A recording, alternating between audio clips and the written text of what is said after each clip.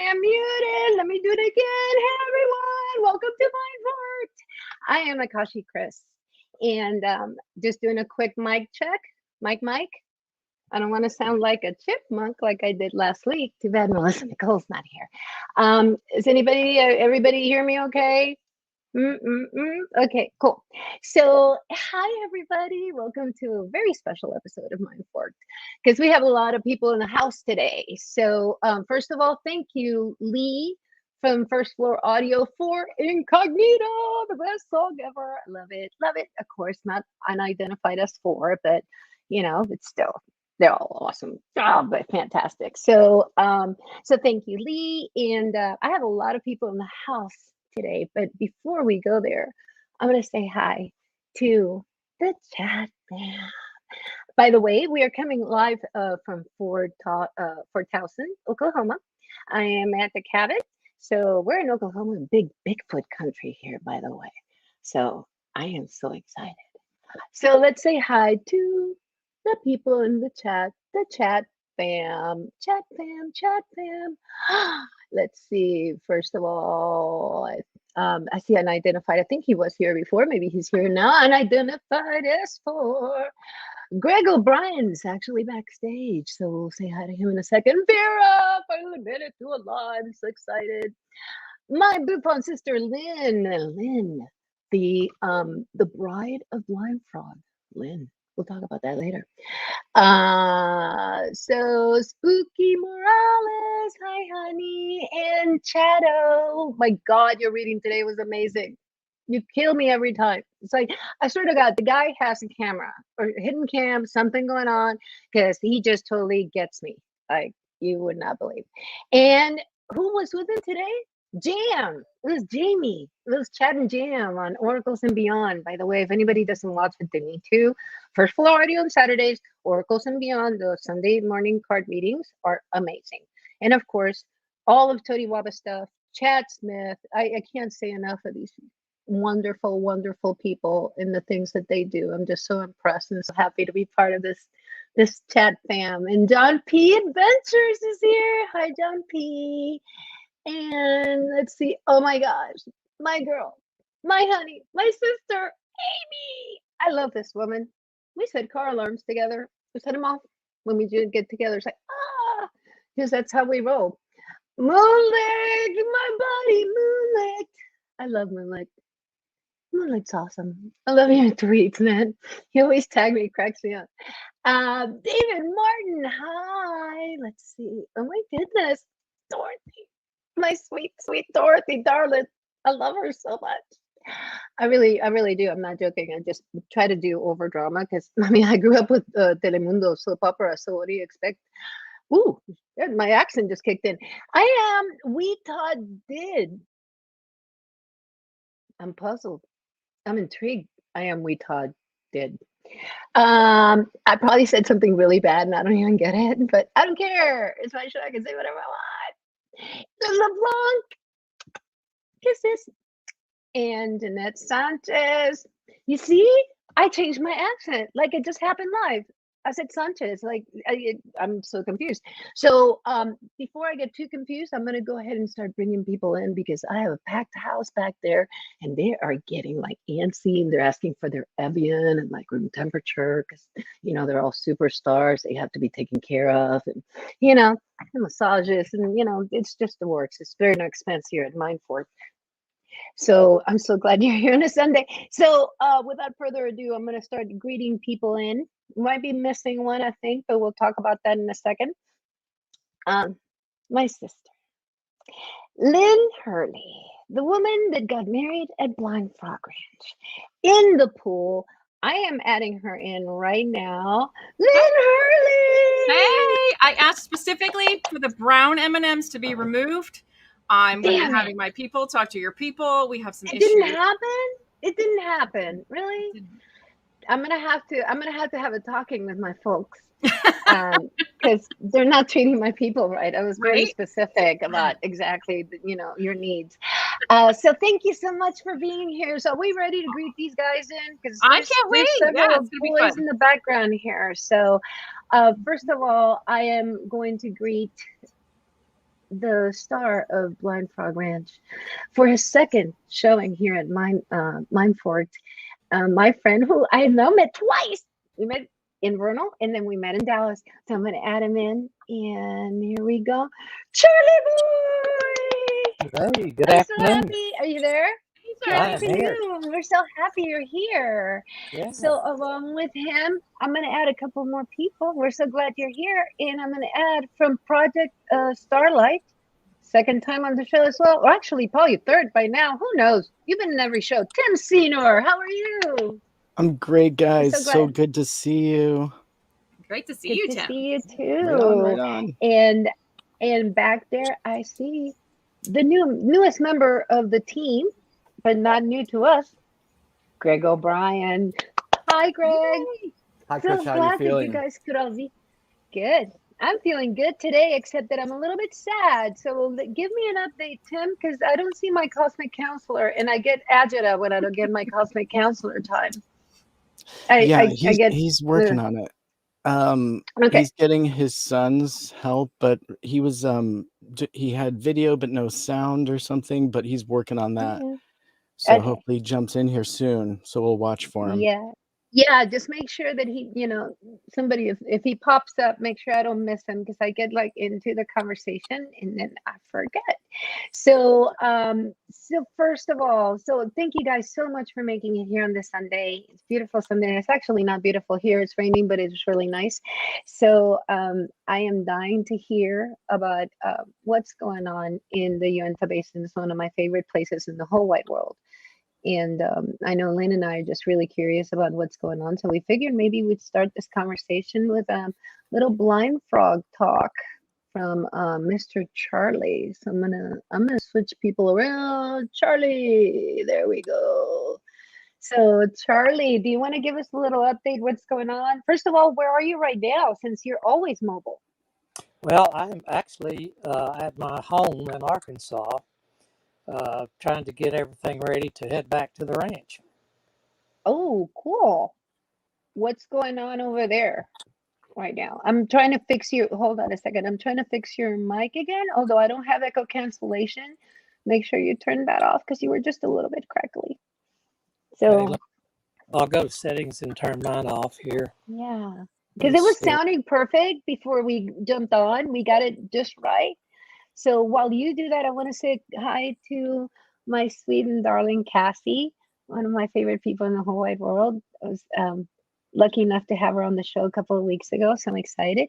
And I don't know where Charlie went. He went dark on me, literally. Like Incognito. Under the radius. He appears. Just checking my settings to make sure. I think they're on Chris's end.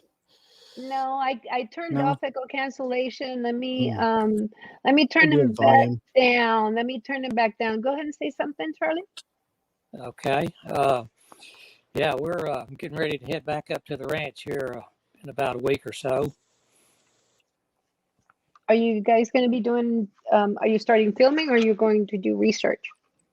No, I want to get back up there and do some more research. I want to try to track down the snakes, the serpent, whatever the heck it is that's coming out of the pond.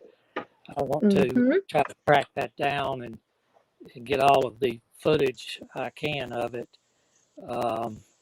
And because we're getting some information, and I know Tim has some information on those snakes that they got back, and I can let him tell us about that, what information that he got. If Tim, if you want to do that. Sure. Yeah, just to make sure that everybody, because a lot of people in our audience might not know what's going on with the python. So yeah, if you guys can kind of, if you want to, do you want to take the reins on that one, Tim? Or Charlie, sure. Yeah. Or no, Charlie, I mean, do you want to, how do we want to do this? I'm going to switch you guys over. I mean, just a switch all over. There's Tim. Yeah. So it's amazing. And I know Charlie has been up there with Carl the Crusher, and they've been doing a lot of One research. second before you get started, Tim. Guess what? I think we got our cosmic counselor. Yay! Hey, there he is. Can you Check hear 1, us? 2. Is the mic working? Yes. Perfect. We're so buddy. excited you're here. Yay! Terry's in the house. Okay. Life is now complete. I'm going to put you back on Timothy.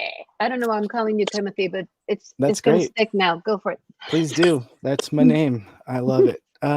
So yeah, Charlie has been working with Carl the Crusher very closely, and the two of them have been doing a lot of research, which I would love to hear a catch up on, because I know Carl's been dropping videos, but I'm extremely curious as to what Charlie has as an opinion on what he's been discovering with petroglyphs and a lot of the other intrigue that's going on all around the Uintah Basin.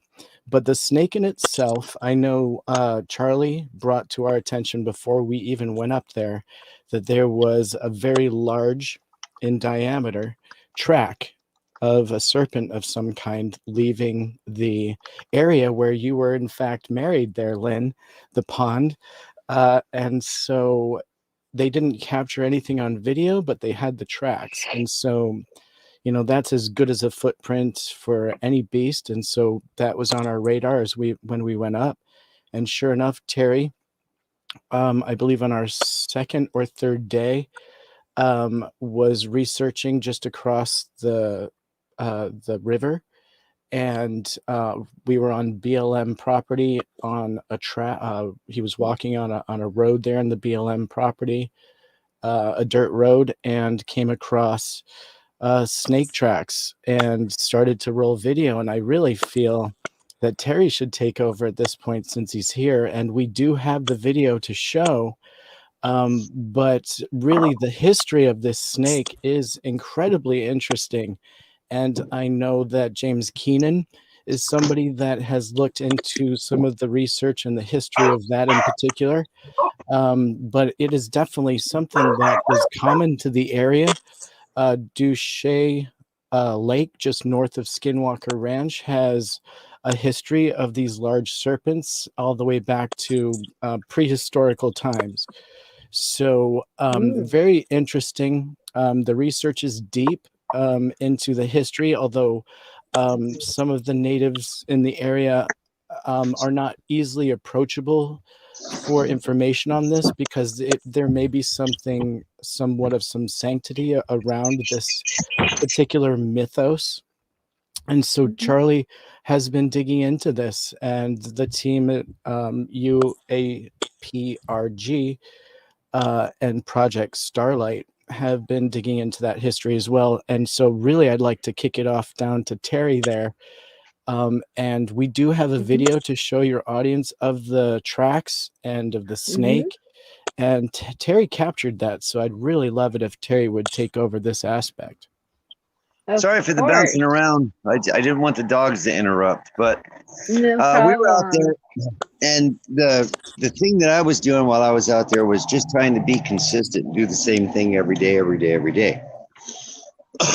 Well, it's about 11:30 in the morning, and I'm walking down the track like I did every day about the same time. And I run across this, it was just a very unusual track. The road has ruts in it. Just imagine a dirt road, run on the right, run on the left. Well, on the left-hand rut, coming out of the sagebrush down towards the road was what looked like a belly track that Charlie had been describing to me. It's fairly wide, about 6 to 8 inches wide. And it progressed down into the road for a little ways, maybe 3 or 4 feet. And then it split into a Y. So you had one track that just turned into 2 tracks. And they went for about, individually went for about another 2 feet, 3 feet on their own, and then just stopped. Just stopped. Like they had been picked up or something, but it just, the track just quit.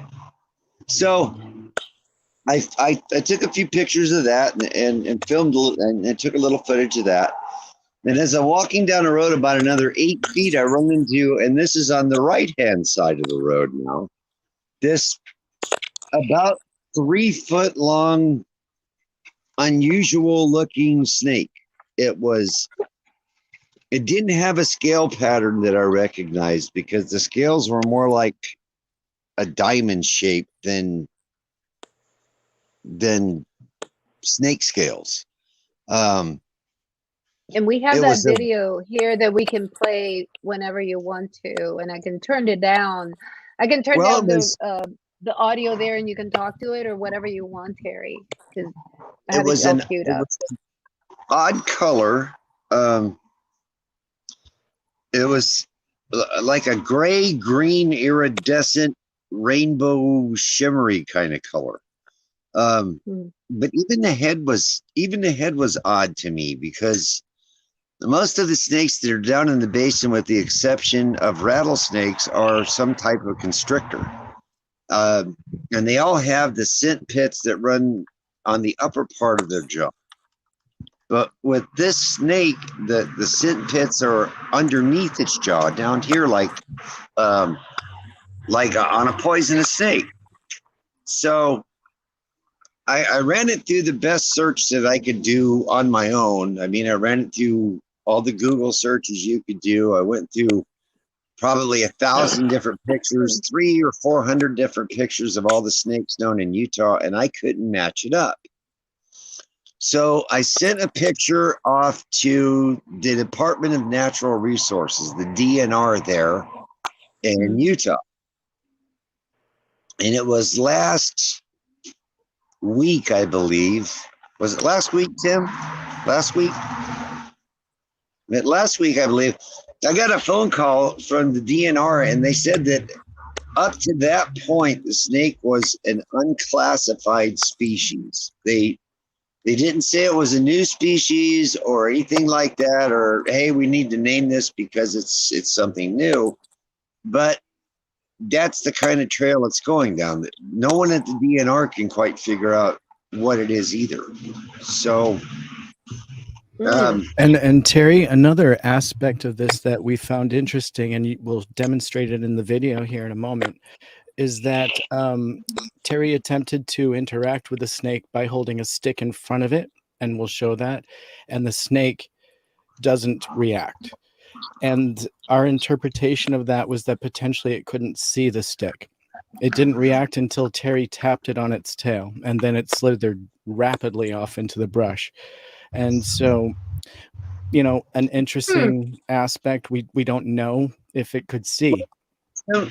Like blind frogs, like blind snakes. Go ahead, Greg. It looked like it had well-developed eyes. It just didn't have any fear of me. Like it hadn't been around people and had no reason to be afraid of me. Did it show its tongue at all? Had no fear of me. Go ahead, Greg.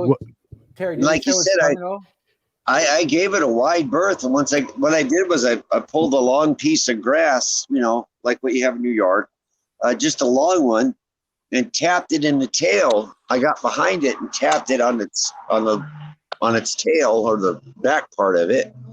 And it didn't move until I did it again. I had to actually do it twice. But when that thing took off, it was quick. It was quicker than any other snake really that I've ever ran across before. It was really fast.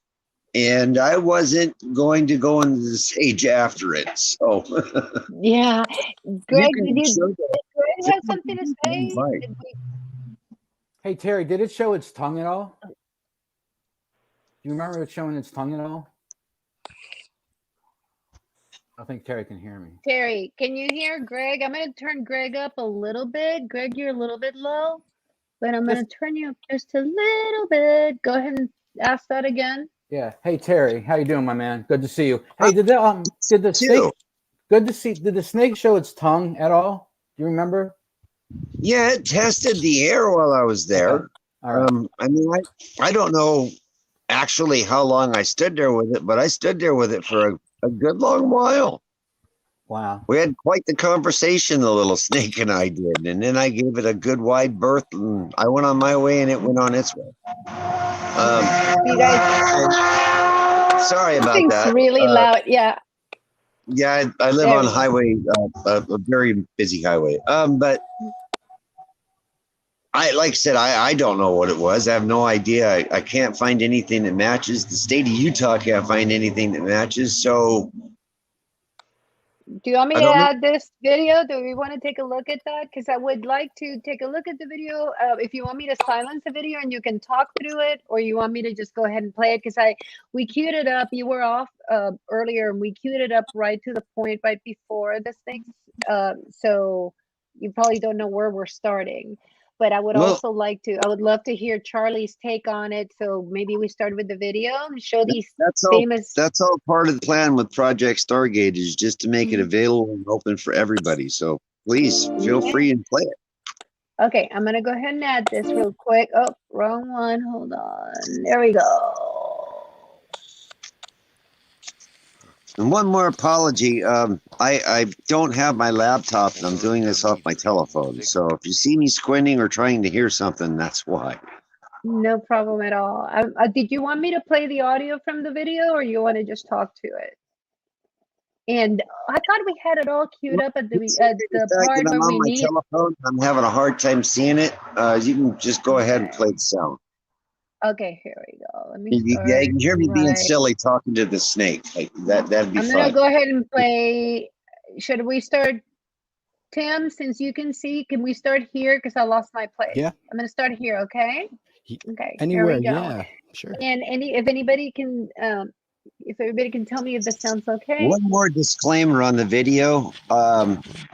My boss on this expedition, my friend, my cohort and companion, had just given me a brand new Aurora Psionics camera, and I wasn't aware or familiar with all the settings, so that's why the video is as dark as it is. Okay.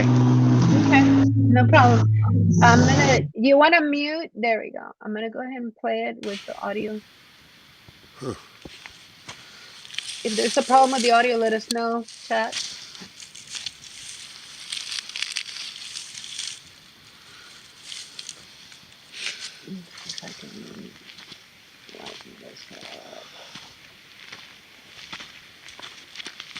I think it's before this. Is it? No, because the snakes come after that. Oh, it does. Okay. Yeah, it just went. Terry, is this? Can you see it all? The screen? Not very well. I'm sorry. I can't. I'm gonna do something real quick. Hold on. Let me see if there's any way I can't edit this. Yeah, I'm gonna have to play it. Let me see if I can. Actually, Lynn, this is the first time I'm seeing the footage, because the way that it worked when we were out there was I just run my camera until the chip got full, and I swap chips out with Tim. So basically, well, let me go ahead and just let it play. Let me let it play, and if we want to forward it, let us know. Okay. Okay. If you got any questions, go ahead and ask. So you're outside of Blind Frog Ranch property. Let's make sure you're in BLM country, right, Tim? Correct. Okay. There are very strict rules with Blind Frog, so that's why Blind we Frog want to is up keep and our over that ridge. buddy Charlie out of trouble, because we That's would right. never get Charlie in trouble. Yeah, we didn't take cameras onto the ranch at all. Nice to her. Okay, what are we looking at here, Terry? Let's see. So, Tim, you're probably more familiar with this video since you saw it before Terry, before this. We're parked over there. Are we close to where the stuff? Yeah. Yep, it'll be coming up here in a moment. He just showed you where we were parked. We got a quick glance at the Starliner there. And just up on a couple paces here, he comes up on that track that splits off into a Y. And so that might be interesting for the audience to see. If I'm not mistaken, there we go. Like I said. Perfect. So perfect. There we go. I think that's him.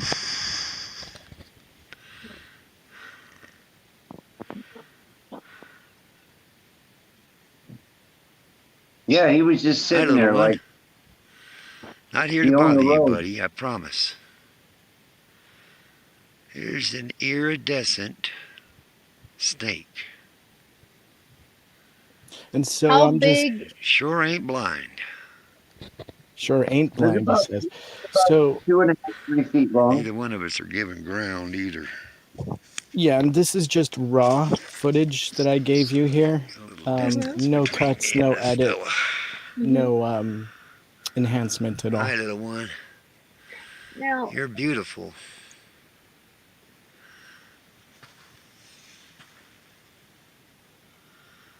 I don't know what kind of snake you are, Chief, but you have a good day, huh? Give you a wide... Any perspective, how big is this thing? About 3 feet long. Okay, and thickness? Oh. I mean, it's just, that one's a fairly slim one. Young, just imagine the size of a magic marker, about the size of a magic marker around. Okay, and how common is this? I assume it's not. For a snake like that to be lying in the center of the road at high noon is about as the most unusual as you can get, considering the fact that all the snakes that are in the basin are nocturnal. Every last one, down to the last one, they're all nocturnal. They're all nocturnal. What time of day is this happening right here? 11:30, 12 o'clock, high noon. So high noon, super hot. Okay, so I'm going to keep playing this. This is interesting. Okay. Birth, Putna. It's all yours, buddy.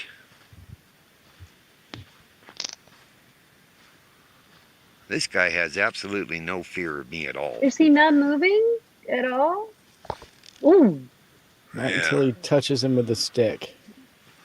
It's like he didn't know you were there until you touched him. It's pretty unusual to have a snake that just kind of sit there and stare at you. And it didn't attack you. It didn't turn back. Like I said, it was like it had never ran across an upright really hesitant to go person before. Here.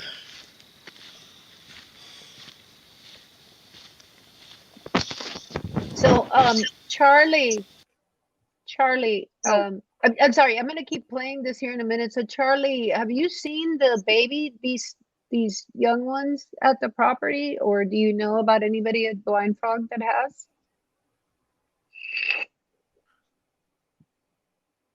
He's on mute. I think you're on mute, Charlie. Charlie, come back here. I think Charlie might be a little frozen. We got frozen Charlie. Okay, so we're going to go back to the video. Charlie, we're going to come back to you in a minute. You might want to check your audio because I can't hear you. Can anybody hear him? No. No. Okay, I'm going to go back to the video. So let's keep going. Should we keep rolling here? Do you need me to forward him? I think that the part where the track splits is before the snake. If you guys want to see that, you could rewind to previous to that. Yeah, it is prior to the snake.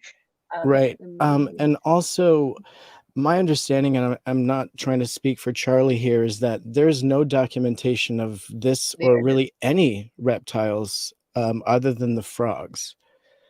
And so the only other signs of snakes that they've had there are just tracks. I believe that this was the first actual capture of what may be a juvenile of the snakes that they've got there.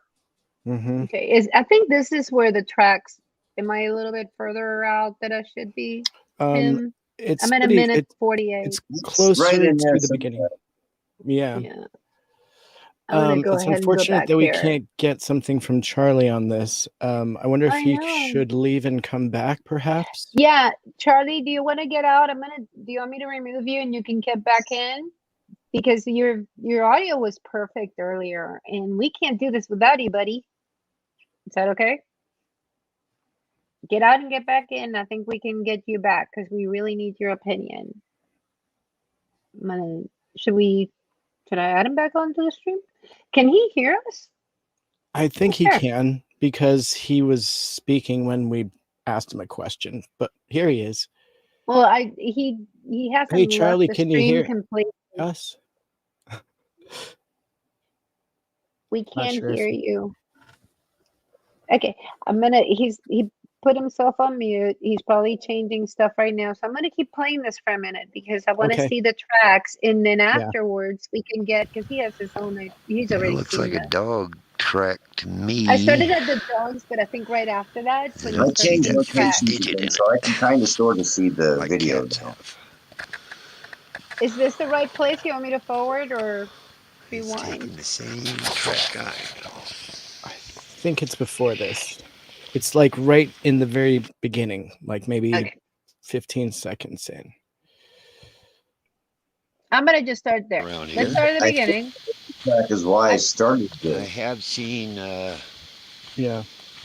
some spore from deer. So Terry, Moonlicht is asking, did you notice whether or not the shape of the head was indicative of whether it was poisonous or not? What do you think? This time the shape of the head. Well, farmers market up on the mountain, so they don't need to come down here and deal with people. Like a viper that you would see in Africa,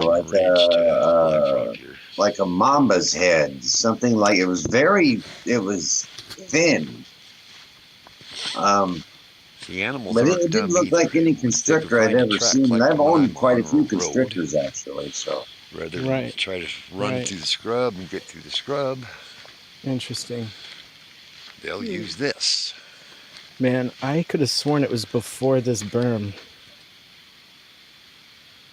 I thought it was a little bit later because I remember seeing the track.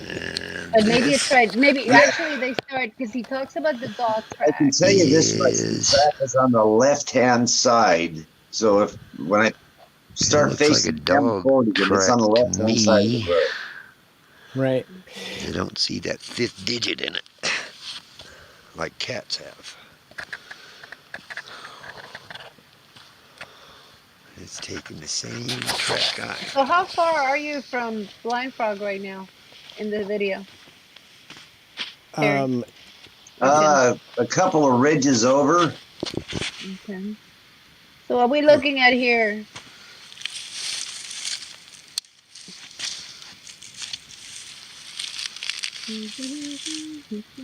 That's probably rodent. Yeah. Right. Is this where they come, or do I need to forward, guys? Yeah, this is Terry's walk. I mean, you can fast forward it slightly. You'll definitely know. Are you able to double speed it or something? See the ridge right there? The ridge you see the background? The other side of that ridge is where the ranch is. Okay, do you want me to forward, Terry? Tim? Terry, Sure, Tim, Terry, if you'd like to. Yeah. Because you'll be able to tell because I pause, I stop there and I film it. Okay, here we go. I'm gonna go real slow. Somebody tell me when I'm getting close. Here's the snake. You see, I don't think it's before the snake. So I don't know where it is, Tim, to be honest. I think it's after because there's the snake and then snake part 2. Whoa. Do you want me to go back? I sent stills also. Yep, I sure did. You could always just bring those up. Yeah. Yeah. Let me We could just do stills. Man, that's a fast little dude. So here's That's it. I put them into little slides. So these are the this is a separate one. So this is a single, pretty wide, and so this is about an inch and a half wide, and you can see how it just splits into 2. It splits into 2. Where does it split into 2? Like right here, like in the like a little wishbone? I'm trying to figure out about midway down, right at where the track is. You can see where the it track subtly. is. That's what I was wondering, if that's where it splits. And the next photo I think shows it. Another one. This one's a little bit more clear, and you can tell that little wishbone design.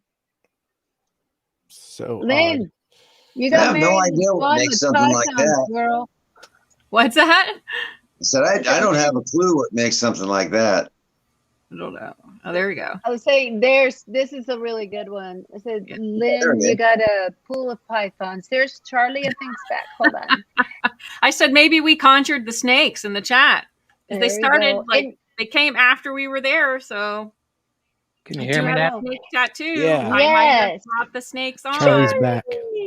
So Charlie, please, what's your opinion of this information? I know that this has rung a few bells with you and Dwayne. What do you do with this information? What does this make you think? Well, I've gotten some native folklore, and I'll call it that. But the Native Americans said that it was a interdimensional being, and that it was highly venomous and very aggressive, and to stay out of its path. That's the information that I'm getting back from the Native Americans. So, if these were just babies, then, we probably are going to have.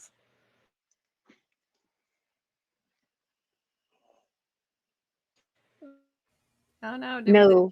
No, this is a bad moment if I could capture lose. one live, or get video of the big snake as it's coming out of the pond, or one of the ponds anyway.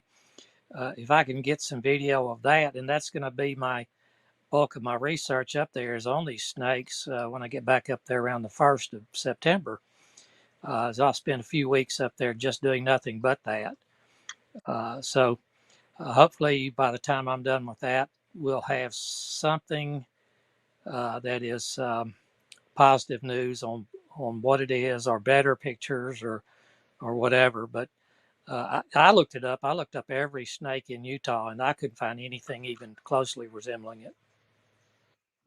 Wow. So, are you guys working with Carl? Are you guys working with this? Who's collaborating on all this? Because this seems like a huge deal. So we're going to take the Starlighter back up. We'll be there for Phenomicon, and then we've told Dwayne and Charlie that whatever we have, they have carte blanche to. Whatever we have, they're more than welcome to. Yeah, and also, do you know, Charlie, are you going to involve a herpetologist or somebody that's a specialist in snakes, and potentially capture a specimen live or dead, or like, I mean, is there a specimen necessary for the DNR to further their research into it being unclassified? Do they need more than a video? Was that was to Charlie? Yes. Charlie, don't freeze, Charlie. Oh, he might be frozen. Charlie's a robot. I think Charlie's frozen again. Charlie's frozen. So, but still, dude. I mean, so we Well, got. I can kind of take over on that a little bit from what the DNR told me. Go ahead. What the DNR told me was they would send it off to the Bureau of Land Management as well. And in between the two collaboration, if they still have it as unclassified, the next step would be to send someone out to the field to see if they could do a capture. Yes, that would be, if we can't, there's a question in the back of my mind. If this thing really did go from a single track to a double track, can you actually capture one of these, or will it disappear in front of your very eyes? Well, that's something to be seen. But when you take a single track and all of a sudden that single track goes into two tracks and there's nothing else around it, there's something going on there that's more supernatural, and then the two tracks just ended. Not like they turned around and went back the exact way they came. They just stopped. Yeah, if it had turned around, you would see all kinds of marks, in the soil. That's loose sand up there, so there's going to be marks. Can you actually even capture one of these? Would it disappear if you captured it? Or if you captured it and had it bagged, could you actually keep it in the bag? Yeah, that's the thing. Would you, if you captured one, would you stir up more than you're bargaining for? I mean, there's got to be a communication going on there between, mama snake and baby snakes, but it seems like that they have such a sense of direction. They know exactly where to go. From one pond to the next, and they enter that second pond in the same identical place every time. In never ever seeing this before, the first time I saw the main track coming out of the pond that everybody enjoys getting into, when I followed that probably 800 feet, and it turned left and went down into the beaver ponds, and then straight across from where it turned and went down into the beaver ponds were two more tracks of the same size coming down the mountain. And they entered the beaver pond at exactly the same spot that the first one did. Well, the only difference that we had on that day that was different than any other day was the electromagnetism in the entire area was up that day. The readings were up. So you got the readings. So you did have readings that day. Yeah. Do you have any idea by any chance, like how, in comparison to a lot, just regular baseline, like what are we talking about? It was considerable. It was considerable. And we'll talk about Project Starlight in a little while, but I know that you guys are planning to, this is part of a project that you guys are working on where you're going to make the data available, and we definitely want to cover that. So I have a question for you. Go ahead. I'm interested if Charlie had seen the semicircles coming in and out of the brush, and if so, what were his thoughts on that? That they seem to like to come in and out just out of nowhere. I was wondering if you have seen those pictures or that video rather. I have not seen that. I have video of my own of that first encounter with the track, and it just has the typical swirls in it, that a snake would make as it crawls, pushing itself forward. It was just the sheer size of the belly was, to me, was I don't think I've ever seen a belly that big. Wow. Before, but the ones coming off the mountain were just they came from two different directions, and they both showed up at the same spot and crossed the road at the same spot and went down to the beaver pond at the same identical location as the first one. So it's there's been so many mysteries on that ranch that we've tried to solve, and you get a little bit of information here and a little bit of information there, and you still are always, we're still trying to put together the puzzle from years ago. I mean, it's going on my 14th year up there. Charlie, did the snakes start exiting that pond before or after you guys found those stones with gallium in them? The first time that was that I encountered any type of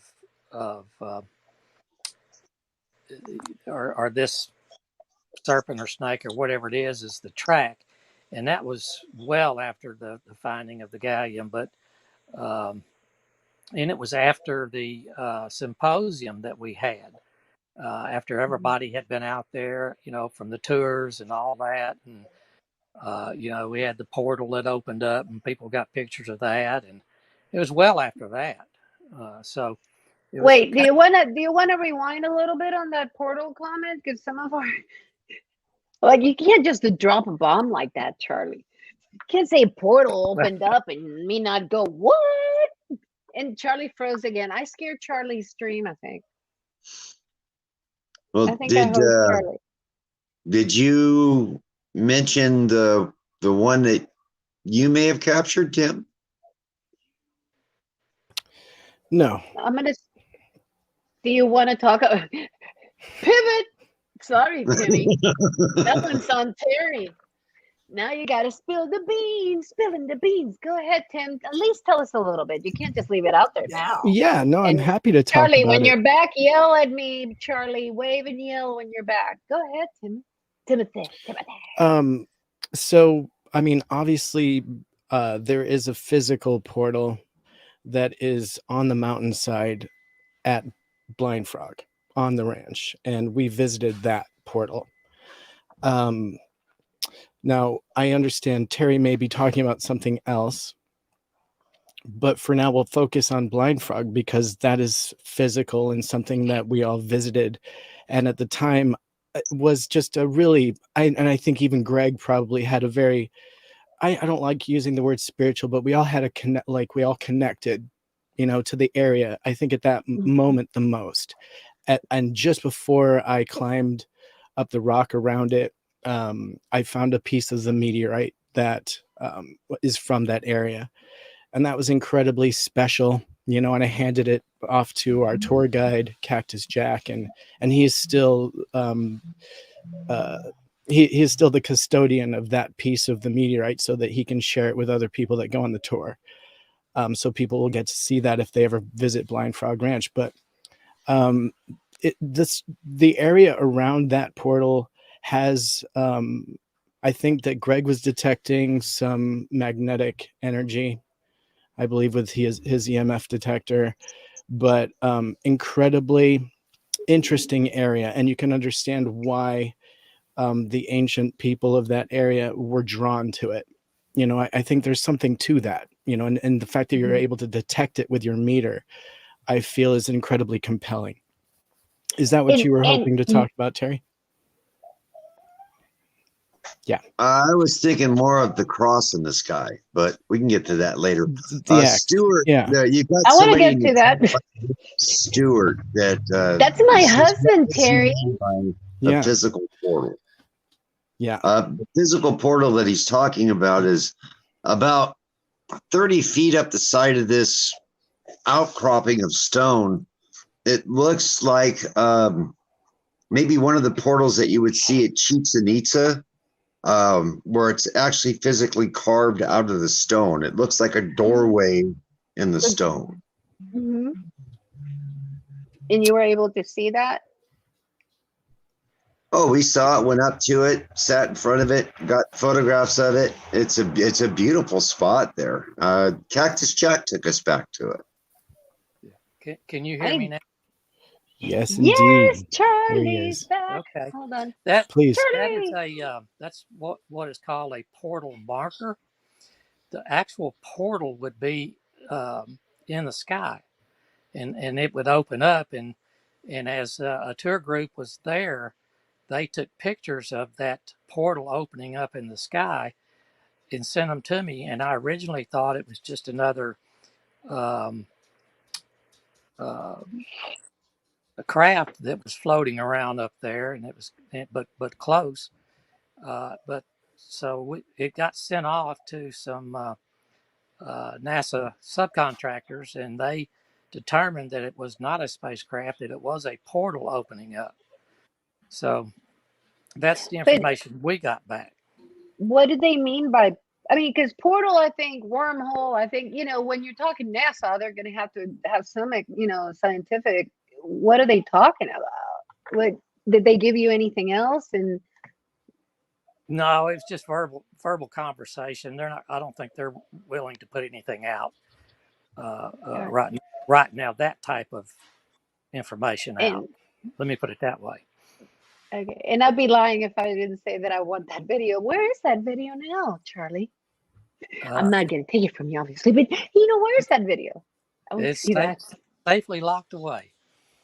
Okay, but it is within somebody's control. Did we lose someone? Hold on. Yeah, Terry, I think. We lost Terry. Terry. Wow, interesting, Charlie. You can actually go to my Instagram account, Charlie Boy Crew, and scroll through the pictures, and you'll see one that has a black dot in the sky. You just blow that up and you know, expand it out, and you can see it better. It's just like a big dark spot in the sky where nothing else is dark around it, just blue sky. And hey, that's Lynn, do you want to look to see if you can see that? Because you're more of an Instagrammer than I am, that's for sure. While she looks for that, I have a surprise for you, Charlie. Okay. You ready for it? Yep. I have a special guest that wanted to come and say hi. And he's actually the perfect guest to have in this little soiree since we met him in Vernal. And welcome, Shane. Hey, Shane. What's up, Charlie? What's up, everybody? Hey. Okay. How you doing today? Shane. I'm doing well. Just listening. Hey, and buddy. enjoying the podcast. It's good to see everybody. Good to You see hanging you. out? Do you want to hang out with us and check out some pictures and get an update? I do. I know you wanted to talk to Charlie. I'll tell you this, that you were talking about the portal. Yeah. I posted some pictures on my Twitter that Charlie Boy had texted me that he buried my patch. Around that same time, my experiences have increased dramatically. I live near Hanford. I actually posted an article. Someone I am Hanford had one of my experiences. I've been recording them, things like that. I mean, could be a coincidence, but every night, man, I'm seeing the orbs or the cigar-shaped craft and recording them. So ever since then, it's been intense. Yeah, and thank you, Charlie. Wow. Yeah, I did a little private ceremony with that, and tried to get some opening there where you know, some of your fellow servicemen could come and go as they please, and so yeah, that was it was for me. There's Terry. Sorry about that. For me, it was even a emotional ceremony too. It was emotional for me, brother. When you sent those to me, I couldn't stop myself. Yeah. I love you and thank you for that, Charlie.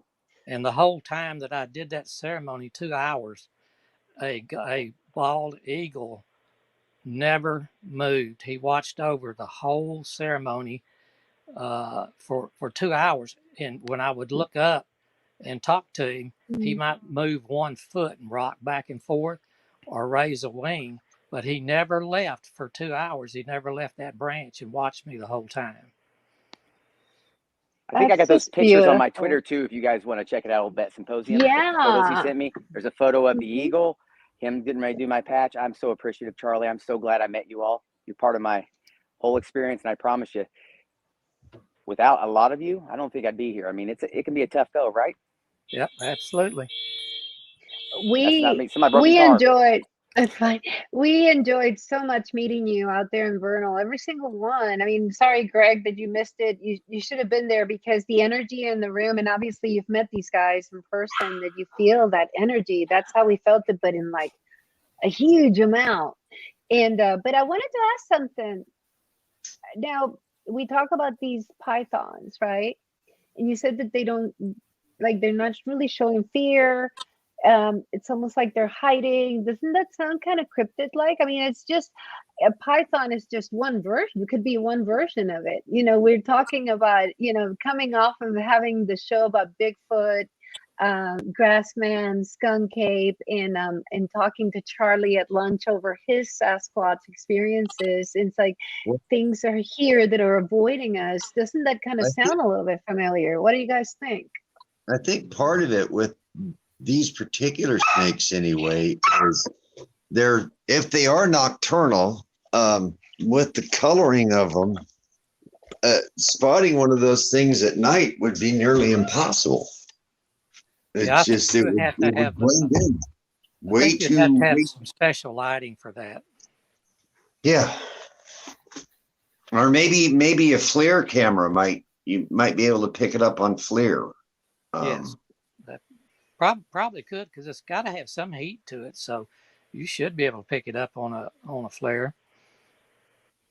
Now, the fact that you guys think that they might be blind, I find that, I mean, from my simple mind, it seems really interesting because Blind Frog Ranch, what got released from that pit, they were blind frogs.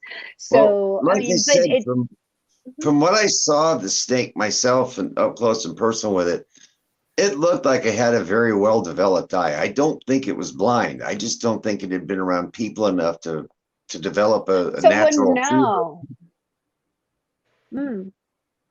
And what's blind, really? It's a matter of perception, to your point. It's like it doesn't know what the hell we are, just like we don't know what the heck it is. I mean, it's a python of some sort, but why is it there?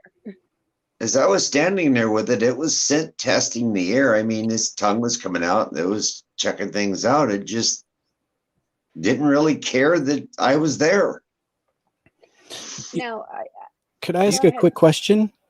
Very briefly, we have Shane with us. I would love to ask Shane, did you have any experiences yourself after you got home from the ranch? Did you have any kind of hitchhiker, quote unquote, effects? Or the people that you live with? Okay, so actually one of the reasons I made it to Vernal, I didn't even know what was going on there. I came there because of my experiences that I was having. Once I got there and I interacted with everybody and I came back, about then everything went crazy, right? And I say that as someone who's pretty grounded. So I found people in the UK having the same experience as me, seeing the same things in the skies. But then the other day, 2 days ago, Tri-City Herald, which is our paper, released an article on Hanford. They had the same exact experiences, seeing the things I've been seeing for 2 years. The last 2 months, though, once he buried that patch, yeah, it's gotten a little, I should say more intense. I don't know what it is. I see him pretty much nightly if I stay outside. Last night I was out here. It's kind of odd because I'll sit out and look for them, and it's like a game. And then I'm like, I'm going in. Screw this. There they are. You know, and it's flashing. You know, I post videos and stuff, but it's a video. It's not like I have expensive cameras, right? But once I went down there, and this is what's the crazy part. I appreciate you asking the question. I don't really watch TV, so I didn't really know what any of that was. And I realized, wait, I'm where Blind Frog Ranch is and Skinwalker Ranch. I had no clue what that place was. I just wanted to go to a UFO conference. And then one thing led to another. Wow.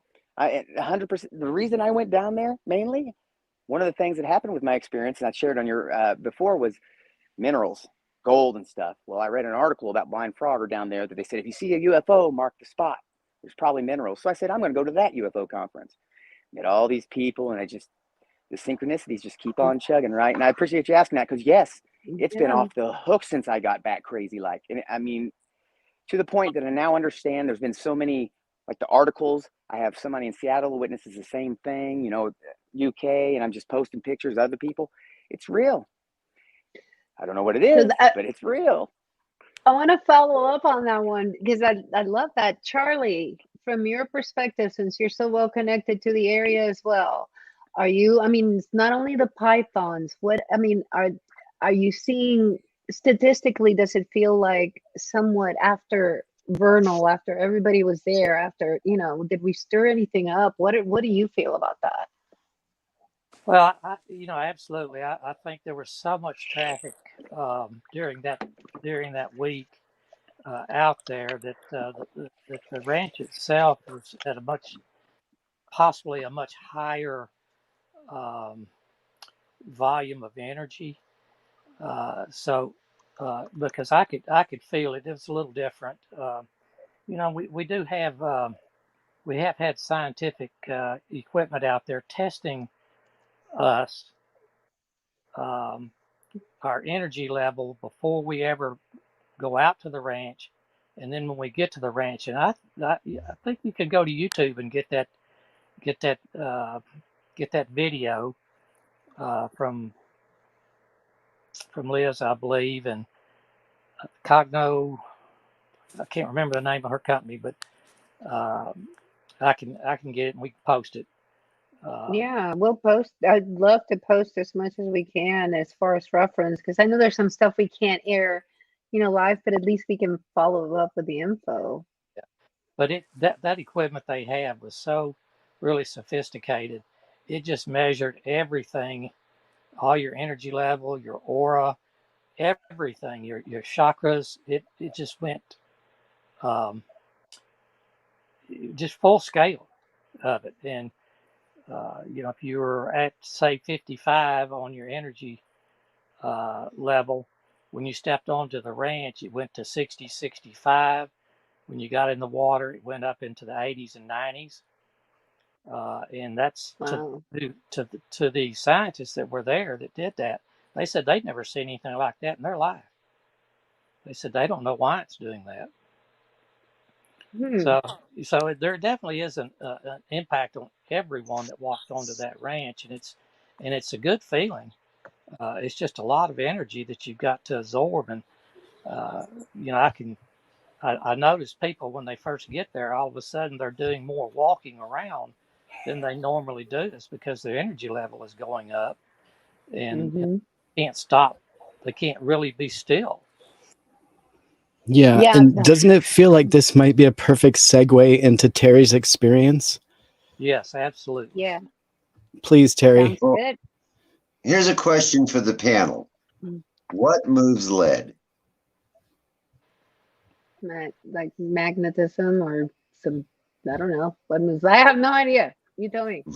The reason I ask is my first time on the ranch, we were there for the conference and we went on a tour. And as you're going down the highway, you turn off and you head back towards the ranch. Well, when we first made that turn off, I almost asked the tour guide to stop and let me out because I was feeling poorly and I just wasn't feeling good. But I figured that's why I'm here. I'm here to see the ranch.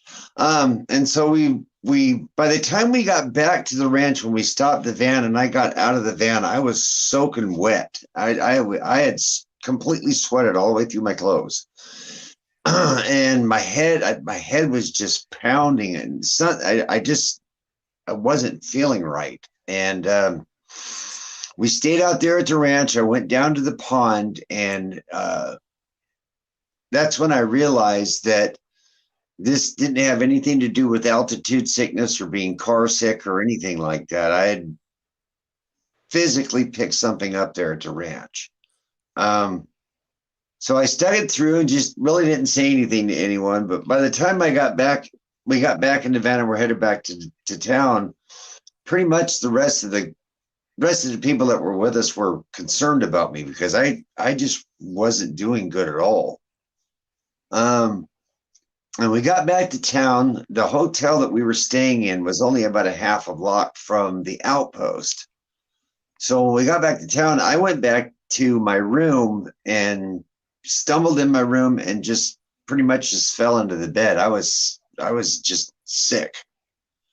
Well, Tim went into the outpost and Dwayne asked Tim where I went. And he told Dwayne told Tim, go get him and bring him back here. So Tim came back down to the hotel room to get me, and when he knocked on the door, I answered the door. The first thing he asked me was, who's in there? And I told him there's nobody in here.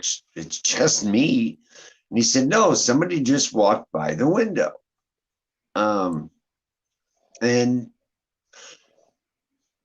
right prior to leaving the hotel room to go back down to the outpost, it was real close to just dialing 911. I was that sick. But I told him that what's wrong with me, a hospital ain't going to fix. So we get back down to the outpost, and Carl was there, Crusher, and Cactus was there, Cactus Jack. Well, I pretty much stumbled into the outpost, and Carl saw me and pulled me into his side office, and he has this, it's basically a chakra alignment tool that the Stanford group developed with Hal Putoff and his group. And he put that on me. It's a halo that goes on your head, and activated the device. And after about 10 to 15 minutes, I was starting to feel better. And when he shut the device off, the first really unusual thing was when he shut the device off and we pulled it off, the top of my head almost felt like I had stuck it in a freezer. There was that much of a temperature difference with just the crown of my head. Well, the next thing that happened was when I was a young man, through no nefarious ways or means, I ended up getting a bullet stuck in my chest, and it had rested in the same spot for right at 15 years. Well, I had told Tim about it previous, just in our conversations, and while we were there, Tim asked me, he said, hey, show me where that bullet's at. And when I reached up, it was gone. It just wasn't in the spot that it had been for 15 years. It was gone. Well, unbeknownst to me, it had rested here, and I didn't realize it, but it was actually under my palm on the other side.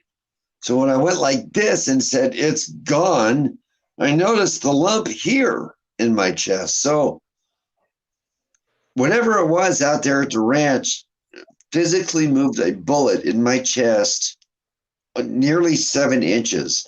And there was no swelling, no pain, no edema, no bruising, nothing.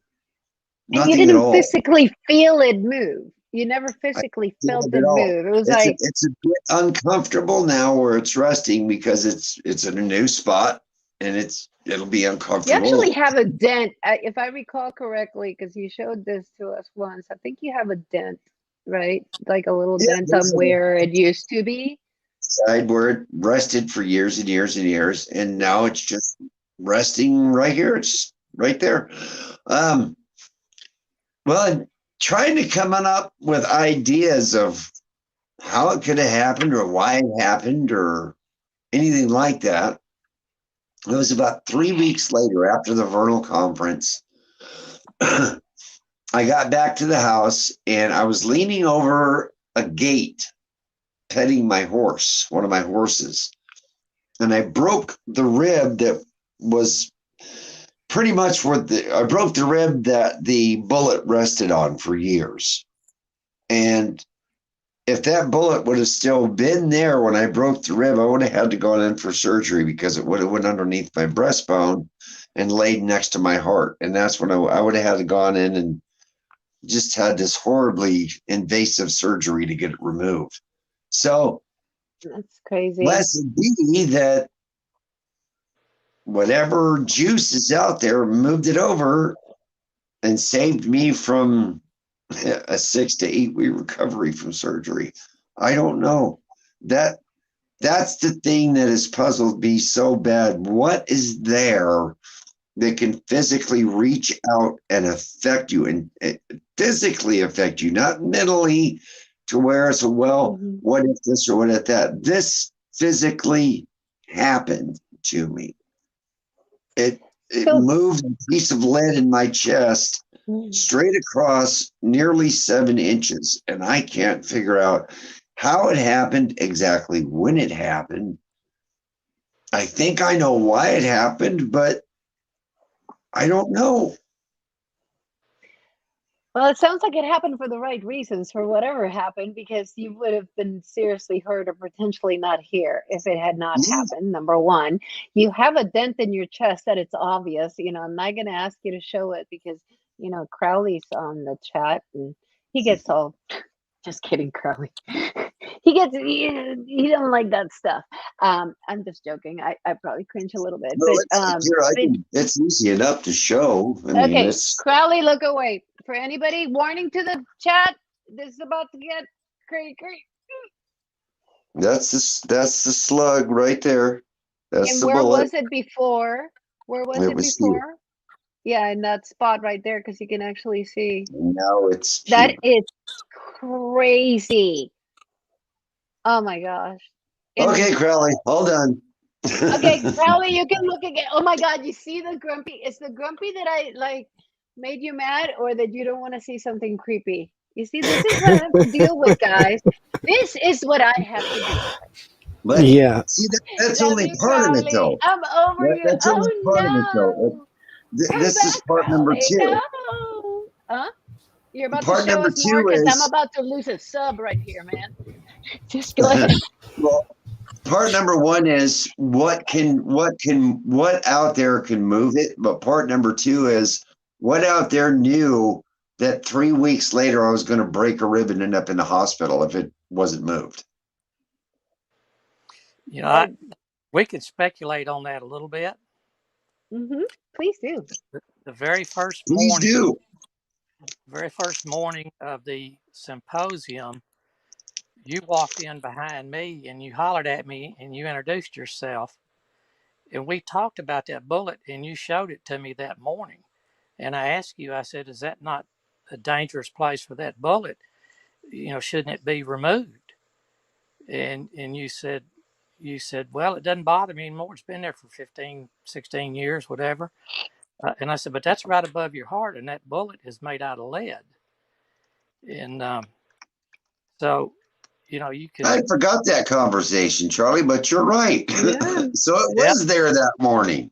So it was, yeah, because you guys had the conversation. I met you guys that night, and Tim came up to me and was telling me about Terry's experience, and you were actually kind of freaking out because it was all still fresh to you. You were like tripping over the story because you were so excited. You were like freaking out, but like you didn't know what to do with it. So I still don't know what to do with it. That's a phenomena that rarely ever happens. You know, I mean, you have to think how many people in the world have had a bullet moved from one side of their body to the other side simply by going on to a particular piece of land. You probably could count those people within 1 or 2 fingers. Right. And an important piece of information that we collected while we were there, and it might be just a little part of this, was that we detected what I would consider transient magnetism. So in an area that we would scrutinize and research for a few hours and make sure we were getting accurate readings on, the very next day, those readings would be absolutely different with the same devices and our same technique and data gathering. So this magnetism that we were detecting with EMF detectors that everyone was carrying was moving, right? Yes. I don't know how that happens, but that is definitely a fact that we came away with. And that transient EMF tells me a few things, that potentially it's something to do with water, you know, something that's moving beneath the ground, because that can throw it was raining off my up on readings. Taylor Mountain behind us and right? Coming down the mountain. So, right. But also it's going to affect everything that lives in that area that is, you know, affectable by EMF. And so that can be everything from animals to the plants to the weather, right? Everything is potentially affected by EMF. And the way that we would say major fluctuations, not just a little, and actually more than I would expect to detect if I was detecting water fluctuation or some kind of mineral below the earth. So it's still, I'm not sure why this was happening, but definitely our readings were showing that.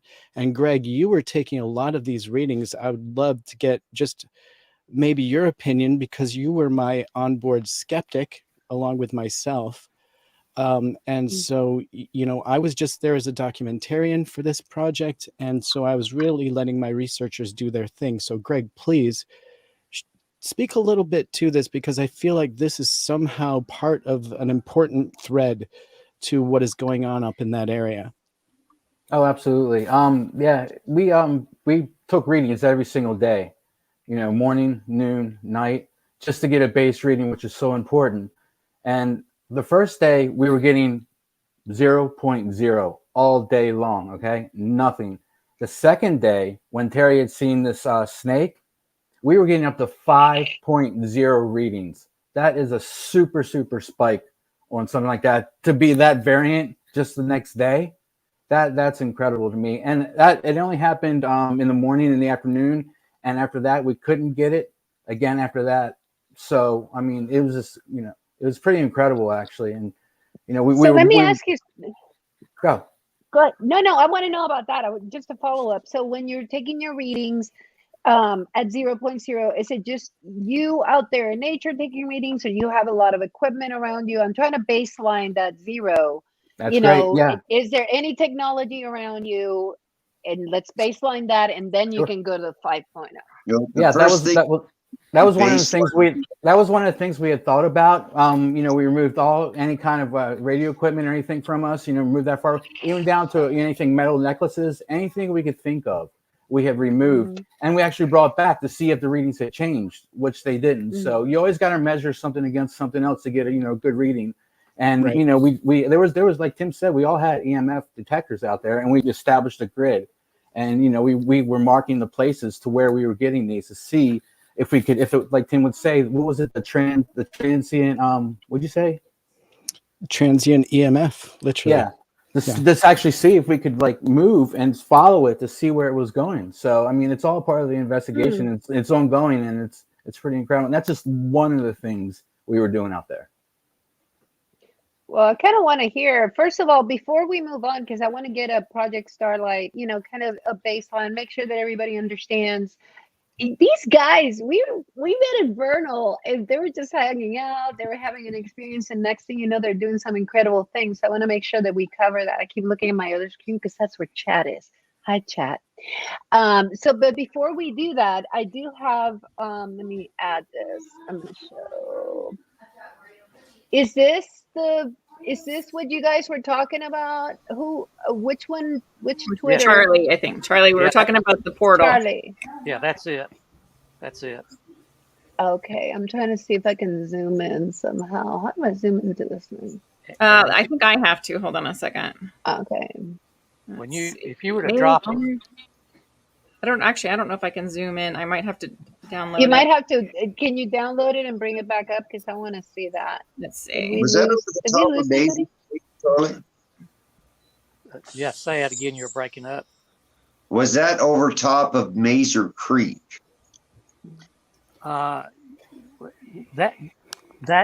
let me. The black dot that you're seeing up there, if you were to drop a rope straight down from it to the ground, it would probably pretty much align with the portal marker. That's where that is. I don't think it'll let me say that. Oh, okay. Did we lose someone? No. No, we got it. No. Okay, yeah, so we're not going to be able to see that. But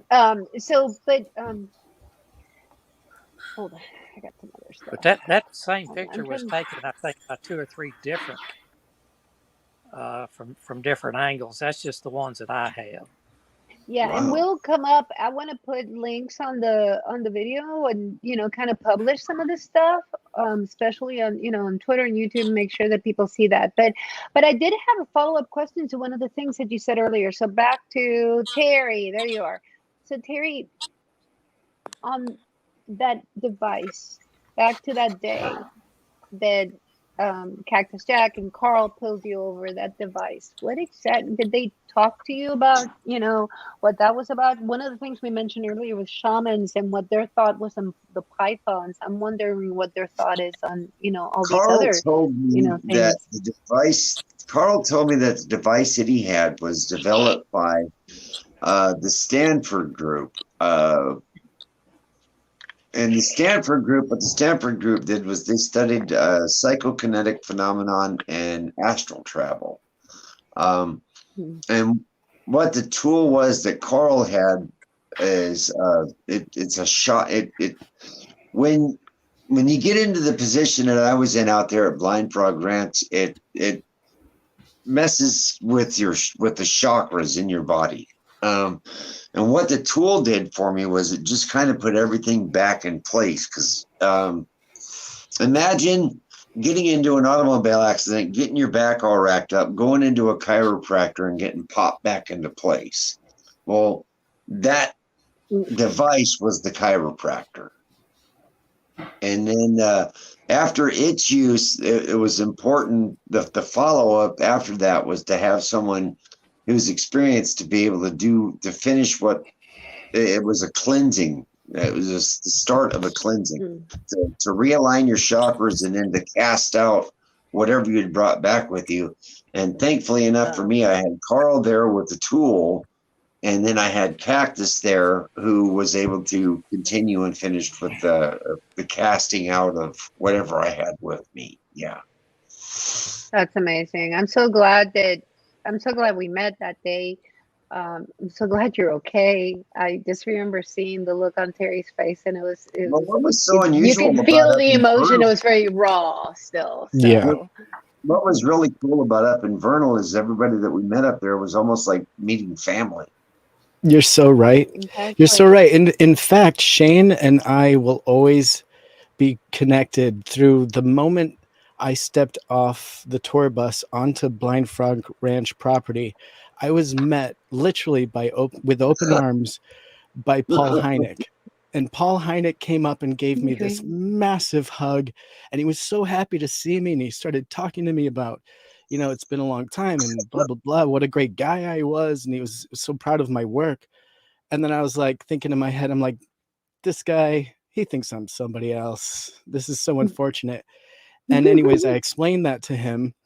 And it turns out that the person that Paul thought I was Shane somehow. Not that we look alike at all. Funny. I don't see I don't get bro, it. You're handsome. We look alike. You're handsome, bro. It worked out. You put the glasses so on. well. I think we could do something. I think they could look and alike. So now, the funny part about this is Tim recognized who Paul Hynek was immediately. We were both like fanboying our butts off. And here comes Paul up and just sweeps Tim up in this huge hug. It was great. It really was. Tim fainted. And, exactly. And so now Paul Hynek calls me the hug stealer. I'm not Tim. I'm the hug stealer. God. That sounds about right. Yeah. It was like, hey, hug stealer. Sits down next to me. I'm like, pusher. Oh, Shane. I'm Pebble Pusher because I was trying to get the rock that Shane gave to him. I went over there. He was behind closed doors with the rock, and he comes out, and I was like, Lynn's looking for you. We're looking for He's like, Pebble Pusher, Stone Stealer. And then he just takes off. He's sneaky. He's fast. He is the best. That's all right. It's better than what did he call me? I can't remember. He called me something when he texted you. Infernal. I cannot. Infernal woman. I said, yeah, Lynn is going to join us. He's like, oh, you didn't tell me that. I cannot work with that infernal woman. LOL. He's so funny. Vernal was definitely the start. Vernal was definitely the start of something that I originally thought might have been our idea, but as it's progressed along, it was the start of something that is continuing now. That's the perfect segue. I want to hear, because we're at 4:30 and we got Unidentified as 4 coming up in half an hour. So I want to make sure, Tim, And Terry and Greg, I want you guys to update us, and Charlie, give your thoughts on whatever these guys are doing, because it is amazing stuff and it's going really fast. So it's yours, Timothy. Oh yeah. So the original idea just kind of came to us on our drive home, that this was like the next step in science, which was just that independent people without any real leadership, just go out and do real investigations in their own specialty, within their specialty.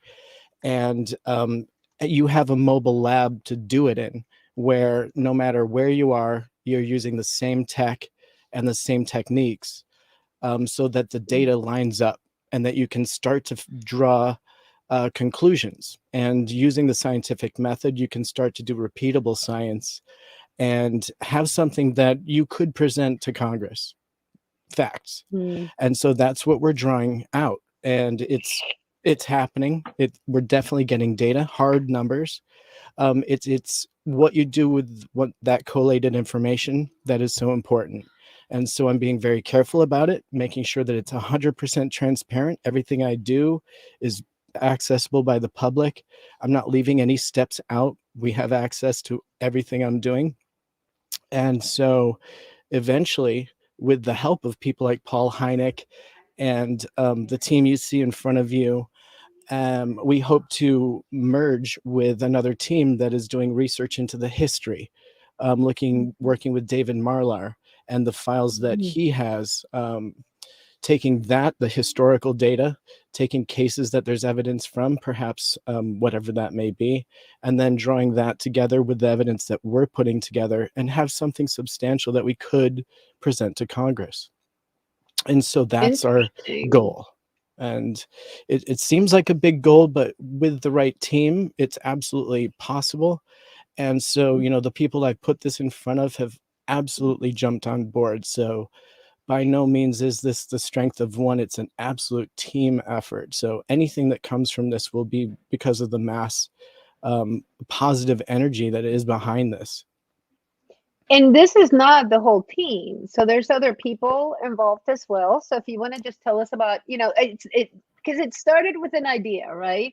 And Correct. I love that Terry says sometimes it's like, was this idea really ours, or did it get given to us? Because we went from that to having an RV. Tell us a little bit about what you've gathered by now, what progress you've made. And he's absolutely right. We were inspired. Basically just every little step that we needed to get past, every little hurdle, just happened effortlessly and quickly. And once let's say the lab started to form, I was able to invite interested parties on board that I respected, and they flocked. In fact, more than I was expecting. And so I've had to refine the team at this point, but only because locations don't want me going in there with a large group. And also I feel, at this point, keeping the numbers small doesn't overwhelm me with data, because really I want to be able to crunch it and get it out quickly. So, that's a big part of it too. I don't want to be overwhelmed with information. If I have too many researchers at once, I'm the only person that's really collating at this point. And what I do is I refine out all the good stuff and I send it out to my peers. And my peers are people that were my professors at college, are people like Dave Mason.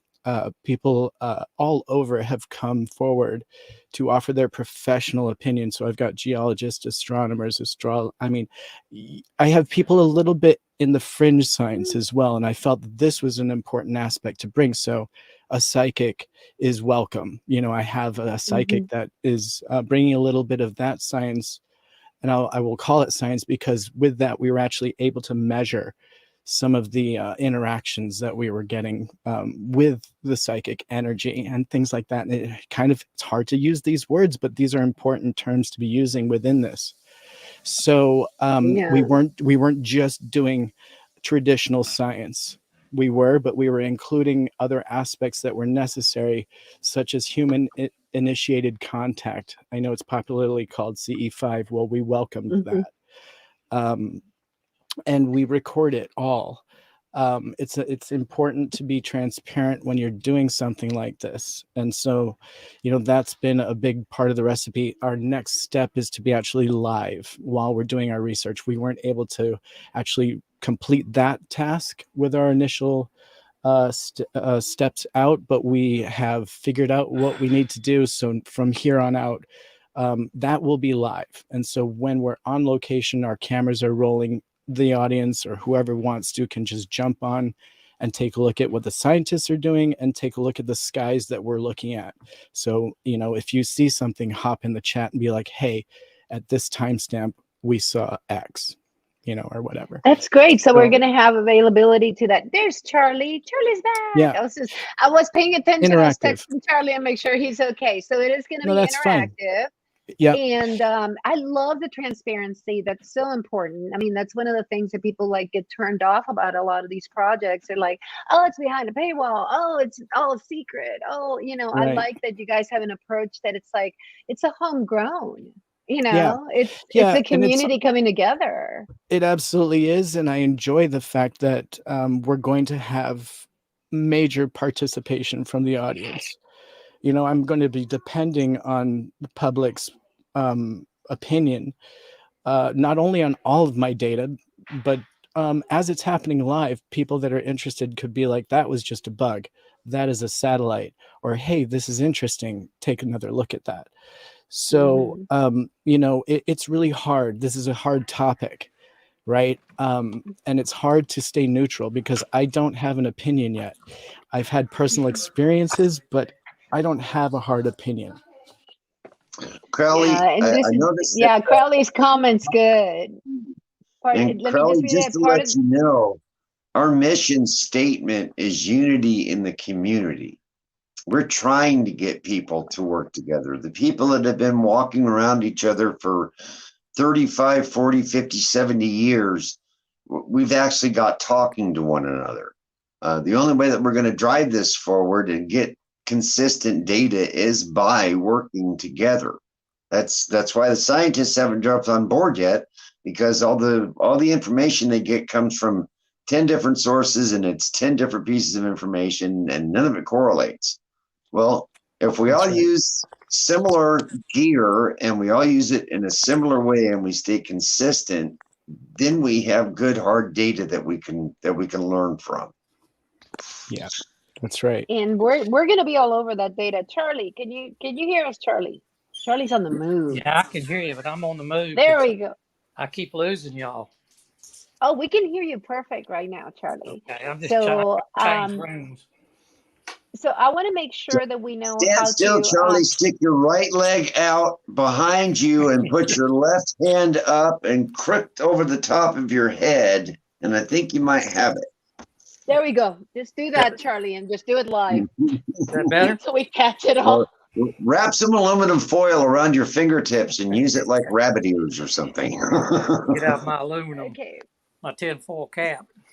So Charlie, when are you going to be back in, when did you say you were going to be back at the ranch? In a couple of weeks or in a week? Sometime September 1st to the 3rd, something like that. Okay. I know we're starting to run out of time. We didn't talk about CES. I mean, there's so much going on in Uintah Basin. I mean, from the minerals to the stuff that we saw, the Magic Mesa that Carl, he got to some of the answers, but there's still some questions open. The things that shamans talk about, and then Sasquatch and Bigfoot. And I know that, I think that some of the sightings that you have, Charlie, if you want to talk to them, are not necessarily in Uintah, like this one. Did you want to talk to this? Sure. A little bit? I'm trying to figure out, hold on, I'm trying to find the right picture. Give me a second. Yeah. Can you just talk to it and then I'll get it going? Yeah, that Dwayne and I put up game cameras all over the Las Vegas, New Mexico ranch, the Hot Springs Ranch, and to monitor, because after we had that huge fire up there that swept through the ranch, we wanted to monitor the movement of the animals as they were coming back. And this particular picture that you see was I'm trying to pull it back up. Hold on. Okay. I'm trying to come up with one. Yeah, I'm trying to. That's not the best one that you had. I'm trying to see. No, you kind The of have problem is, yeah. to kind of blow it up a little bit to actually Yeah, see. let me But see if I don't know if I can, unfortunately. But can you just talk to it? And I'm going to go ahead and get some better pictures. I know that Dwayne had sent you these because explain to me a little bit about how these came about so people can have a context. It's seriously cool. It's just hard to see. yeah, he was standing right in front of the camera is what makes it so hard to see. But what you're seeing is a picture of the chest below the breast, and then the left arm, and it's got real long hair. Um, unlike a bear, it's just straggly long hair. But the camera itself was set up at 6 foot high, and so if you're seeing the midway of the chest from that camera at 6 foot, then that would put probably another 3 foot on top of that, maybe making it 9 feet tall. Is what I'm. That's and there's several. I believe that you guys, Dwayne caught several where you actually could see another creature. You guys saw that, if I Yeah, understood it correctly. looks like there was another one in the background. It's much harder to see, but when you scroll through the pictures, it looks like one is this one you can see is moving left to right. The other Let me one see if was I can moving right share. to left. Let me see if I So can share my screen. Yeah, it's just really hard to get these because they're pictures of the laptop yes, that had the picture, so it doesn't translate very well. But what caught my attention to these when you actually see them up close, and it's really not even that, it's the fact that the cameras, so we're talking about something that has to be like 9 feet tall. yes, I mean, unless you picture that some creature jumped and hugged the camera that high, like some type of monkey. I don't know how else, I don't know if you have several pictures. I mean, this is not consistent. How many shots? I saw 3. yeah, Do you 3. know how many Dwayne has? I think that's what he sent me. I don't know how many were actually on the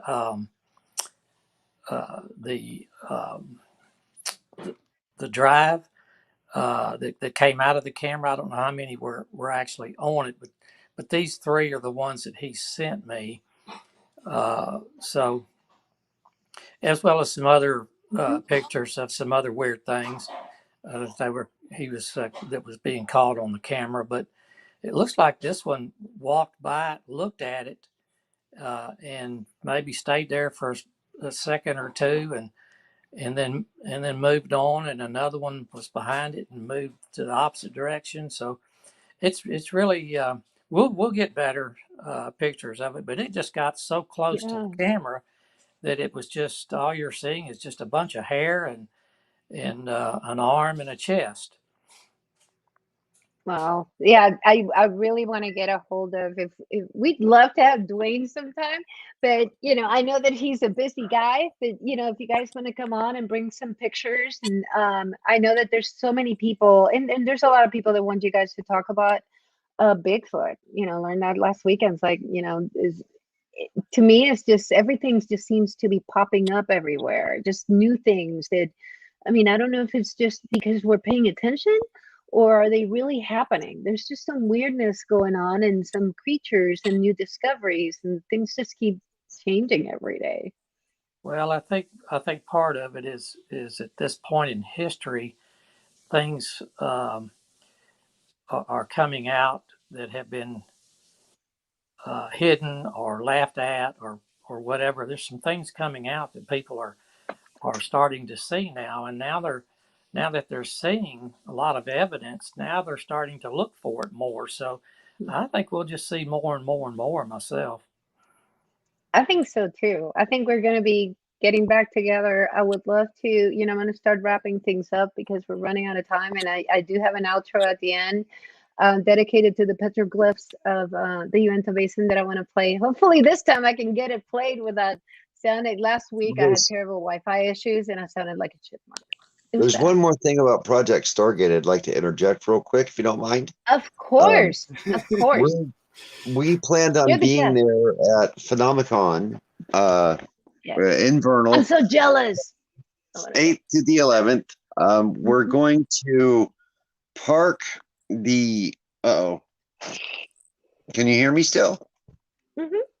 Yeah. You're frozen, but we can hear you. We're going to have the Starliner there next to the Blind Frog Ranch outpost for meet and greets, and then if you'd like, you can take a tour of it as well. I was going to ask if any. I'm sorry. I was going to ask if I was going to. No, go Shane. Yeah. About going. So. Dude, you gotta go, Shane. I think I may go if I don't end up getting the Wounded Warriors. There may be a chance I end up going to Wounded Warrior in Boston during that time, but if I don't get that one, that's my plan. So I was going to ask you guys that. That's awesome. Because Charlie, you're going to be out there, right, at the outpost during that time? Yeah, I'll be between the outpost and the ranch. So, you know, I might go out on some tours with some people. You never know what I'm going to do, but you never know with Charlie. He wound up 15 minutes away from me. I found out in a text that he was so close by I was able to have lunch. You never know when Charlie's going to pop up. So hold on a second. Let me so I'm going to start saying goodbye, but I want to just make sure we cover everybody. Let's go say, Shane, buddy, I'm so glad you could join us today. Thank you so much. We Thank you guys for having me. Surprise Charlie. So can you tell us where we can find you? What's Shane up to? Well, I live near Hanford, but I usually hang out on UFO Twitter, so you can find me at Old Vet Symposium. I actually have an Instagram and a Facebook I just started, but I have zero clue what I'm doing there. It's Shane Frakes, so you can follow me there. I post videos of the stuff that I record. Man, This is my family. I love seeing you guys. Thank you for having me. You're part of the fan, bud. So hang in there because we're going to talk for a few minutes after. So thank you so much for joining us. I'm so happy you were able to be here. I'm going to put you backstage. Next up, we're going to bring in Mr. Buddy Gregory. Greg did not vomit at Mindforked. No, ma'am, not so today. What are you up to? Greg and I share the love of airplane movies, or Airplane Day movie. Not all the movies, only the first one, and that's all we quote. So, Greg, besides being part of this wonderful Project Starlight, what else? You're all over the place too. I see you everywhere. What's going on with you? Where can we find you? Talk to me, man. Really, I'm just pretty much focused on Project Starlight. There's a lot to do still. And there's a lot the way we move forward, and I'm super excited about it. Just the way the information is going to be moving forward is going to be lightning speed. And also to add to the interaction, we're not only going to be having 24 hours on the sky, but also hopefully have cameras on instruments as well. So the viewer can actually, record their own data and send it in. And, we'll take a look at it. It brings everybody together, the community, which I love, and I'm there for it. Yeah. Think about it. If people are around the area and they're doing their own research and can provide you info, the more collaboration, the better. It goes with your mission statement, right? It makes so much sense. Exactly. So, okay. So, and we're going to put your links, or you're on Twitter, you're on YouTube, you're all over the place because we know where to find you. I'm going to put you backstage, Greg. Don't leave, okay? Talk to you in a minute. Say bye to Greg, everybody. Bye, Greg. Hi, Greg. And then we got, hold on, I'm going to leave you the man. Terry, the cosmic counselor. Terry, oh, I like the makeover you got going on, by the way. I didn't get to say that earlier. Looking good, bud. So tell us, where can we find you? What are you up to? You're up to a lot of things, so tell us. Actually, right now we're getting the big push getting ready for Phenomicon. I do logistics and management for the project. We've got some mechanicing to do. I'm also everybody's personal punching bag when we get out in the field, as well as cook and mechanic and everything else. So up to and until we get through Phenomicon on our next project, which is upcoming with Carl, my hands are pretty busy. We do have a community email that you can contact us on Project Starlight. I'll give it to Akashi, and she can post it in the, I guess, the description, right? I'll put it in the description because we want anybody that wants to volunteer, help, be involved. Consume data. Help in any way. That's what we're here for, you know. So come see us out in Vernal. Come meet us and greet us and put your name on the list. Phenomenon. Yes. We're gonna put all the information. I'm gonna put you backstage. Thank you so much. Thanks for having me on again. Terry. It's been my pleasure and honor as always. We love you here. So hang in Love there. you. I'll get back to you. Oh, I said hi first. And next we got Tim Seanor. Dude, you've been busy. So tell us, where can we find you next? I mean, besides Project Starlight, you're obviously all over the place. Tell us. Pitch. I'm hard to find, but I'm just editing this piece. Don't bother looking for me. I mean, I'll just put stuff out. You can check out Anonymous Rex on YouTube, and I'll put out all the raw video. And as I finish this doc, it's going to be free. I'll put it out for everyone. But we do have some bombshells in there that I can't wait to share with you. So I can't wait to have you back for that, because you know how I am about bombshells too. And I'm very invested in this project as well, because I just love it. I'm so excited, and I got to meet you guys when it first started. So I'm gonna take you off and then say bye to Charlie. Hang in there. Thank you so much for coming as usual. And Charlie boy, my dear Charlie. Yeah. So so we know you're going back to Blind Frog. Where can we find you? Are you better on you do more Instagram than Twitter, right, Charlie? Yeah, I just do Instagram. I can barely do that, much less all the other social media. So I don't do Instagram that well, so don't worry. I'm like, no shame here. There's no judgment zone in here. So, but so I'm gonna post your Instagram out there. And keep us posted on all this stuff. Just, you know, anything you want to share, we'd love. The community is really excited about everything that's going on out there in Uintah Basin. Obviously, so much focus on, you know, Skinwalker and Blind Frog, and, you know, just the area in general. Yeah. Well, come see us. Come see us after September the 1st. I know I'll be there. I'm not sure about Dwayne. I haven't talked to him about his schedule yet. So, but it wouldn't surprise me to see him pop in also. I know. I mean, I would love to see, you know, Dwayne out there. I can't believe I can't get a phenomenon, but next time. So I'm going to put you backstage. I'm going to say bye to my Buffon sister here. Thank you so much, Charlie. The fact that you've been here twice, I'm in awe. Thank you. I'll be right there. And then there's two. Yay! Lady. The boys were cool, weren't they? They're great. They're great, as always. They're always awesome. Yeah. Tim was cracking me up. Like, don't bother looking for me. It's fine. I'll just put stuff I know. up. Who says that? That sounded like Linda Evangelista. You know, models like, I don't get up for less than 10K. Just kidding, I love Tim. it. I'm just joking, Timmy. I'm just making fun of you. I love it. I'm going to say it every time anybody asks, where can we find me? I'll be like, don't bother. Don't bother looking for me. Just don't worry about it. I'm too cool for that. You know, whatever. Yeah, don't call me.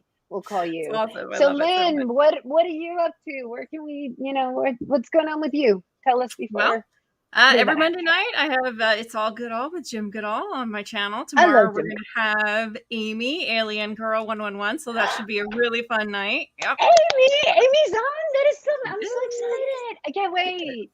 Yes, that'll be a lot of fun. So that's where I'll be tomorrow night at 8 p.m. Eastern. At 8 p.m. Well, then you're getting back. Yeah, 8 p.m. Right? Mm-hmm. Yeah, 8 p.m. Eastern, 7 p.m. my time. Well, Rebellious, you followed you guys. Make sure that links, Stuart, my husband's. He put it in earlier. Put the link in the chat. He did. Okay, good. So Rebellious, you followed you. Make sure you guys follow that. It's All Goodall. It's awesome. I mean, the people in the mix, Amy and Jim. I'm so excited to see this. This is gonna be so fun. So I'm going to put you backstage, and thank you so much for coming as usual. You're just one of my best friends. You and Amy are like my besties, and I love you guys so much. So thank you. And let me go say bye to the chatters. Thank you guys so much for making it today. Make sure I'm going to play us off with a Petroglyphs mini Night at the Euphoseum premiere, and make sure you make it over to an Identified S4 who's coming up in just like 8 minutes. He's got a cool show every Sunday, so let's go check him out. I love you guys. Thank you so much for joining me today. Hopefully you enjoyed yourself. I'm going to be off for a couple of weeks because I'm finally finishing the crazy move. So next time you see me, I'll be from the house. Hopefully I'll have my studio up and Cardman will be behind me. So you guys have a fantastic week. Just have a great time. I love you all. And I'm going to see us off with a little piece I put together for this. Stay mindful. Peace.